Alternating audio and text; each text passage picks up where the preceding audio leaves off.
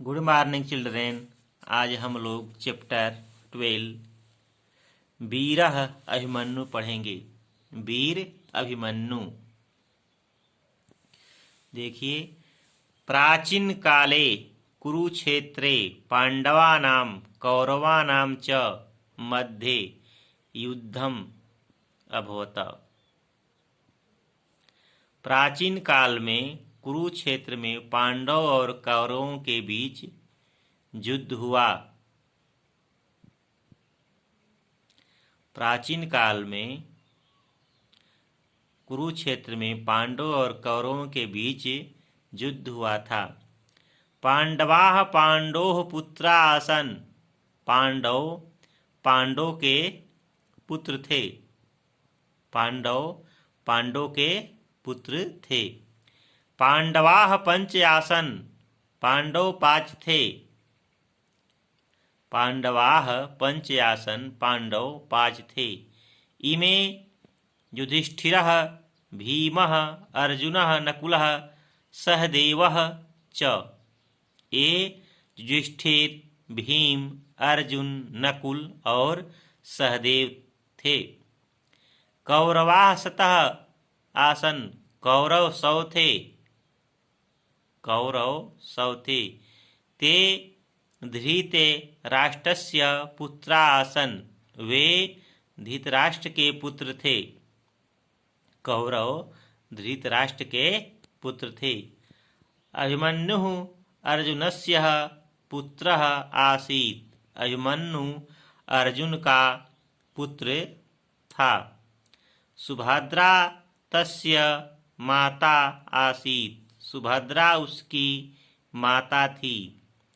यदा अभिमन्युः मातुः गर्भे एव आसीत् तदैव सः चक्रव्यूह प्रवेशं ज्ञातम्।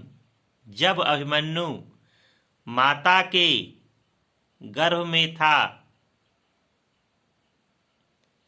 तभी से वह चक्रव्यूह में प्रवेश करना जानता था। जब अभिमन्यु माता के गर्भ में था तभी से वह चक्रव्यूह में प्रवेश करना जानता था। सः बाल्यकालात् एव साहसी वीरः च आसीत्। वह बचपन से बाल्यावस्था से ही साहसिक और वीर था। एकदा महाभारत युद्धे द्रोणाचार्येण चक्रव्यूहः रचितः। एक बार महाभारत के युद्ध में द्रोणाचार्य ने चक्रव्यूह रचित किया, चक्रव्यूह को बनाया।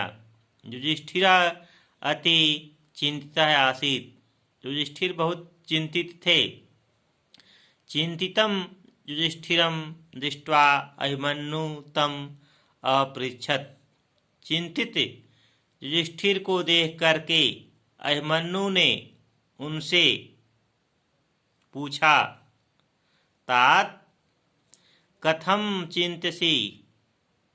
हे तात, हे पिता, कथम क्यों चिंता करते हो। अहम चक्रव्यूह भेदनम जानामि। मैं चक्रव्यूह का भेदन करना जानता हूँ। अहम चक्रव्यूह भेदनम जानामि। मैं चक्रव्यूह का भेदन करना जानता हूँ। अभिमन्योः वचनं श्रुत्वा युधिष्ठिरः युद्धस्य घोषणाम् अकरोत्। अभिमन्यु की बात को सुनकर के युधिष्ठिर युद्ध की घोषणा करते हैं। अभिमन्युः मातुः चिरयौ नत्वा स्वकुलस्य गौरवं रक्षितुं युद्धक्षेत्रे अगच्छत्। अभिमन्यु माता के चरणों को शीश नवाकर स्वकुलस्य अपने कुल की गौरव की रक्षा के लिए युद्ध क्षेत्र अगस्त युद्ध क्षेत्र में गया। अभिमन्यु माता के चरणों में शीश नवाकर अपने कुल की गौरव की रक्षा के लिए युद्ध क्षेत्र में गया। सः एकाकी एव षट् प्रवेश द्वाराणि भेत्वा चक्रव्यूहस्य अन्तः प्रवेशितः।